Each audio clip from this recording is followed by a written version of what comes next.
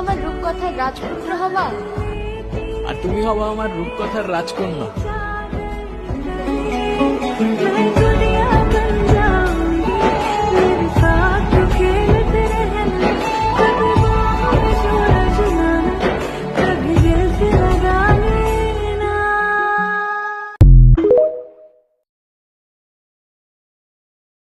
তুমি আমার রূপকথার রাজপুত্র হবা, আর তুমি হবা আমার রূপকথার রাজকন্যা।